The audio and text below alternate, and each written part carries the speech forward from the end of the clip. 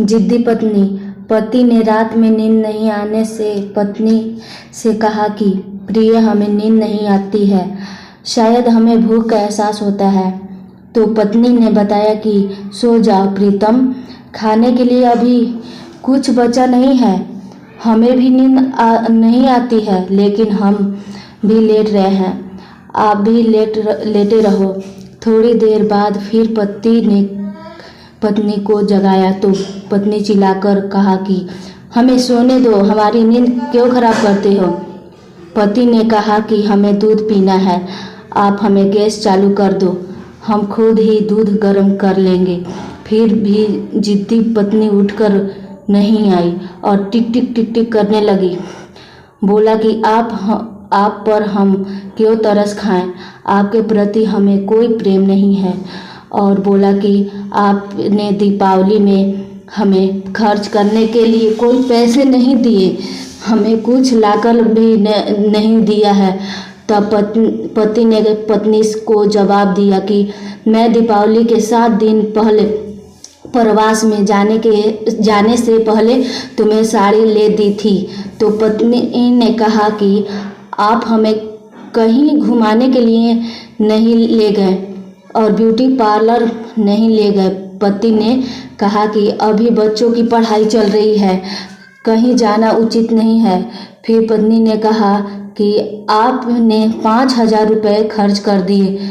पति ने जवाब दिया कि हमने घर में चीज़ लाने के लिए पैसे खर्च किया है, हमने कोई मौज मस्ती नहीं की।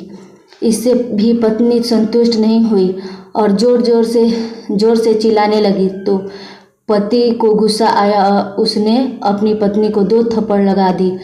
पत्नी भी होश में आई और उसने अपने पति की ओर मारने के लिए हाथ उठाया। तब पति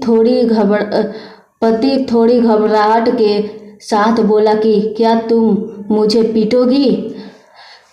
तब पत्नी ने कहा कि हाँ, मैं तुम्हें पीट सकती हूँ, लेकिन हमें समाज का डर लगता है।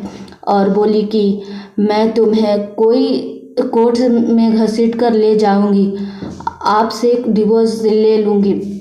इतने में सोए हुए बच्चे जग गए और अपनी मम्मी से पूछा कि क्या हुआ मम्मी। तब माँ ने बताया कि देख तेरे बाप ने हमें पीटा और घर से निकाल देने की धमकी दी है। तो बच्चों ने पिताजी से पूछा कि क्या ये सच है। तब पिता ने बताया कि देखो बच्चों, ये बात थी।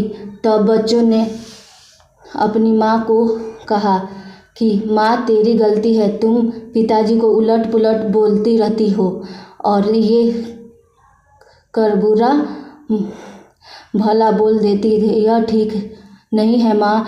तब माँ शर्मा गई और सोने के लिए चली गई। पिताजी बेचारे इस सब बातों से दुखी हो गए, नींद की दवाई लेकर दुखी मन लिए सोए गए। माँ और बच्चों को लाइक एंड सब्सक्राइब।